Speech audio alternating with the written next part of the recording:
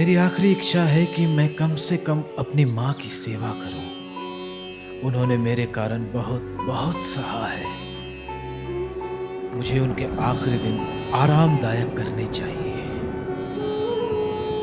मैं अपनी माँ के साथ रहना चाहता हूँ। मैं उसके लिए एक प्यारा घर बनाऊंगा और मैं उसे एक पवित्र धार्मिक यात्रा पर ले जा रहा हूँ। मैं अपने लोगों के लिए सिर्फ दुख ही लाया हूँ। मैं उसकी एक इच्छा पूरी करने की कोशिश कर रहा हूँ। ये मेरे आखिरी दिन आसान बनाएगा और मेरी माँ की भी।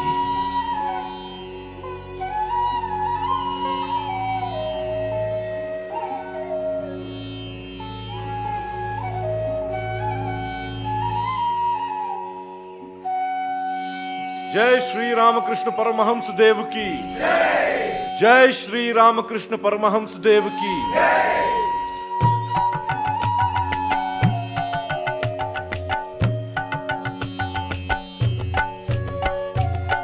এসেছে নতুন মানুষ দেখবি যদি আয় চলে এসেছে নতুন মানুষ দেখবি যদি আয় চলে আর বিবেক বৈরাগ্য ঝুলি দুই কাঁধে श्री रामकृष्ण ने मुझसे कहा था, नरेन, तुम जहां भी अपने कंधों पे मुझे ले जाओगे, मैं वहां चलूंगा और ठहरूंगा। इसलिए मैं खुद उन्हें अपने कंधों पर उठा नए मठ मैदानों में ले जा रहा हूं। यह जान लो कि श्री रामकृष्ण बहुतों की भलाई के लिए आने वाले लंबे समय तक अपने पांव जमाए रखेंगे। ব্রহ্মময়ী গেল মাদিন ব্রহ্মময়ী গেল মাদিন দেখা তো নাহি দিলে শ্রীবদনে মামা বাণী পরি গঙ্গা সলিলে ব্রহ্মময়ী গেল মাদিন দেখা তো নাহি দিলে এসেছে নতুন মানুষ দেখবি যদি আয় চলে এসেছে নতুন মানুষ দেখবি যদি আয় চলে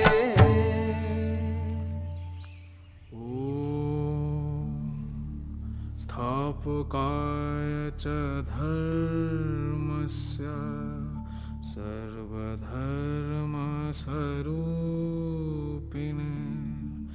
ये लड़का जो एक छोटे से गांव में गरीब ब्राह्मण माता पिता के यहाँ जन्मा, वो आज उन जमीनों में पूजा जा रहा है जो कि सदियों से पूजाओं के खिलाफ थी। मैं इस महान आदर्श को आपके सामने रख रहा हूं। इसे परखो, पर मेरे द्वारा नहीं। मैं तो सिर्फ एक कमजोर यंत्र हूं। इस पात्र को मेरी नजरों से मत परखने दो। हमें मायने ये नहीं रखना चाहिए कि परमहंस का प्रचार कौन करता है, मैं, तुम या कोई और, परंतु अब उन्हें मैं तुम्हारे समक्ष रखता हूं और ये तुम्हारे द्वारा परखने के लिए है। अपने देश की भलाई के लिए तुम क्या करोगे जीवन के महान आदर्श का। अगर ये देश जागना चाहता है तो इसके लिए मेरे शब्द ले लो। इसे जोश के साथ इकट्ठा होना है इस नाम के साथ। ये एक तरीका है, एक अद्भुत सहज तरीका। क्या तुम जानते हो कि इस पल मैं क्या सोच रहा हूं? यह मठ सीखने वालों और आध्यात्मिक शिष्यों के लिए केंद्र बनेगा।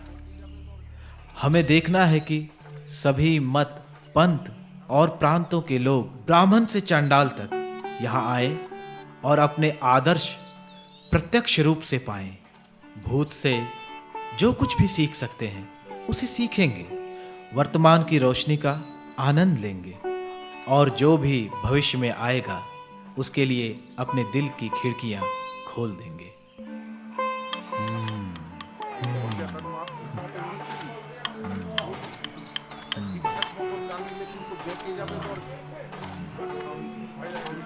नमस्ते।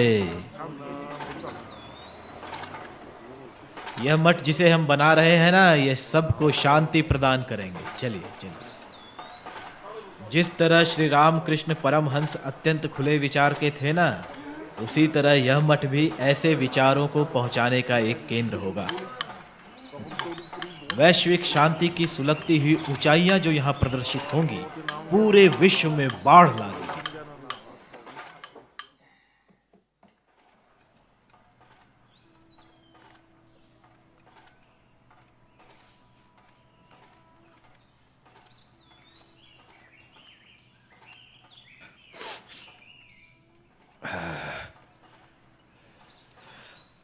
पता है, सबसे बड़ा त्याग प्रसिद्धि, महत्वाकांक्षाओं का त्याग करना है।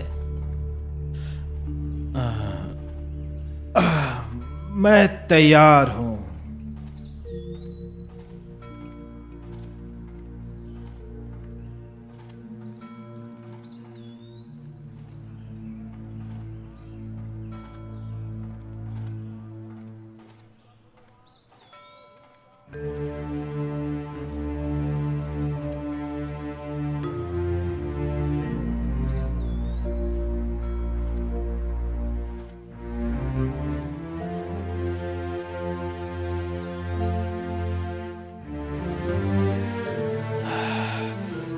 अब मैं आजाद हूं, क्योंकि मैंने कर्म में अपने लिए कोई ताकत, हक या पद नहीं रखा है। मैंने रामकृष्ण मिशन के अध्यक्ष पद से इस्तीफा दे दिया है। मैंने रामकृष्ण की 20 साल से सेवा की है। गलतियों और सफलताओं से होकर मेरा हिसाब चुकता हो गया है। मुझे चाहिए आराम, कुछ खाना और कुछ किताबें। मैं हिमालय की चोटियों में एक छोटी जगह खरीदूंगा, करीब 6000 फुट ऊंची, शाश्वत अमर बर्फ के दृश्य के साथ। वहां झरने, एक छोटी झील, जंगल और फूल ही फूल होंगे हर जगह। इन सब के बीच मेरे पास एक छोटी कुटिया होगी और एक सब्जियों का बगीचा, जिस पर मैं खुद काम करूंगा, और मेरी किताबें। और लंबे समय में कभी एक आध बार किसी इंसान को देखूंगा। इस संसार की बर्बादी को मैं हो सकता है अपने कानों से सुनूं, लेकिन मैं परवाह नहीं करूंगा। किस तरह मैं जिंदगी भर बिना आराम के रहा हूं। एक जन्मजात खाना बदोश की भांति। आश्चर्य की बात है, मैं अपने लिए जो भी सपने देखूं, उनमें से कोई भी सपना कभी भी हकीकत में नहीं बदलता। जब भी मैं दूसरों की भलाई के बारे में सोचूं, चाहे वो जितना भी कठिन हो, हमेशा वो हकीकत में बदलता है।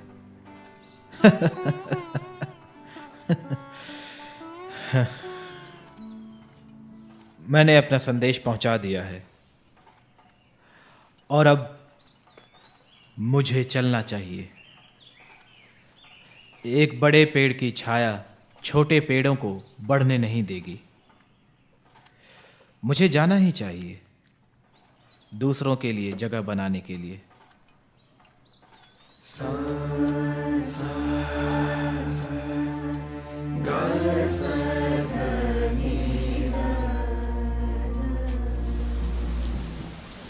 একোয়া ওয়াটার পানি বাড়ি নাম দেই জলে, আল্লাহ গড ঈসা মুসা কালী নাম বেঁধে বলে।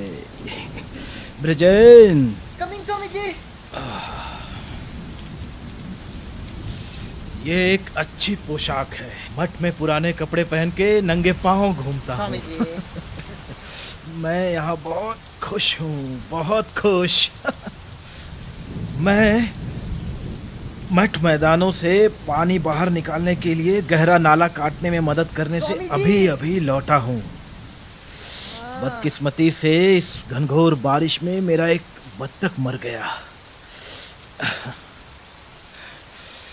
हमारा वो बूढ़ा सन्यासी है ना, वो बोल रहा था, बुझले এই কলি যুগে বেঁচে থেকে আর লাভ নেই।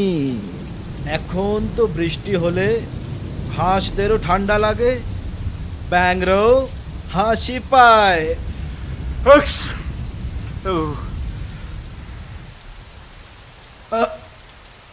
ब्रजेन, स्वामी जी। ये शरीर अब कभी ठीक नहीं होगा।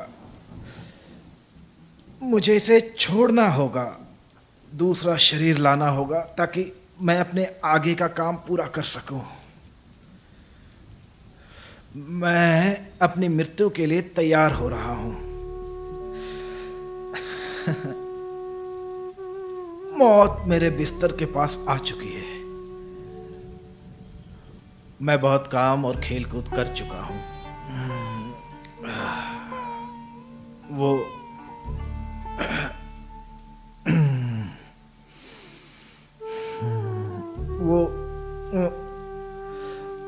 मेरे साथ साथ ये किताब भी पूरा विश्व घूम चुकी है।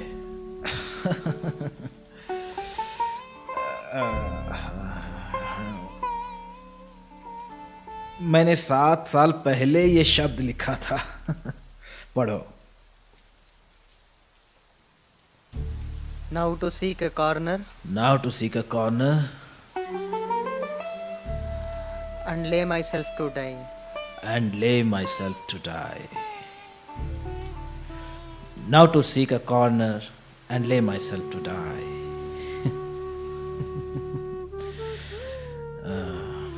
अब तो किसी कोने में लेटकर मरना है।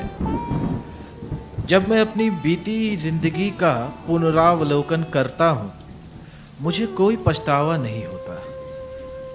मैं एक देश से दूसरे देश घूमा हूँ, लोगों को सिखाते हुए। हालांकि मैंने बदले में उनके कुछ रोटी के टुकड़े खाने को लिए हैं। अगर मुझे पता होता कि मैंने कोई काम नहीं किया, बल्कि सिर्फ अपने आप को सहारा दिया है, तो मैं खुदकुशी कर चुका होता। आज मैं अपने ज़मीर से संतुष्ट हूँ कि मैं एक निष्क्रिय स्वामी नहीं रहा।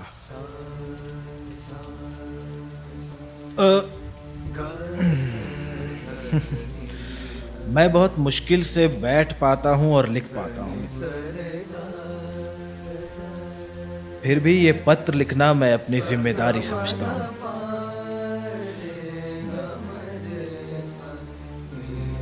मुझे डर है, हो सकता है कि ये मेरा आखिरी पत्र ना हो।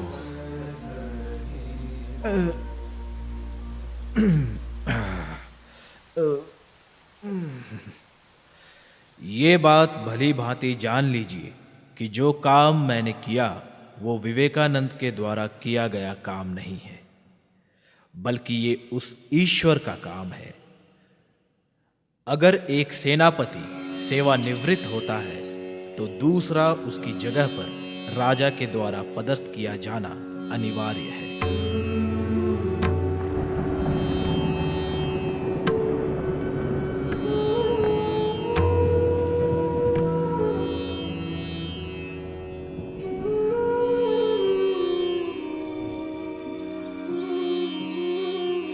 যদি আর একটা বিবেকানন্দ থাকতো তবে বুঝতে পারত বিবেকানন্দ কি করে গেল। কালে কালে এমন শত শত বিবেকানন্দ জন্ম দেয়।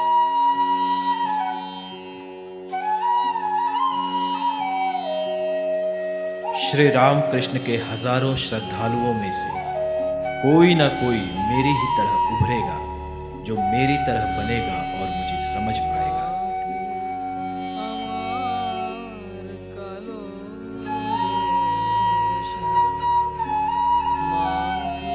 हो सकता है कि मैं अपने शरीर से बाहर निकल जाऊं। मैं एक गंदे इस्तेमाल किए हुए कपड़े की तरह इस शरीर को छोड़ दूंगा। विवेकानंद की कभी कमी नहीं होगी। अगर विश्व को जरूरत होगी तो हजारों करोड़ों विवेक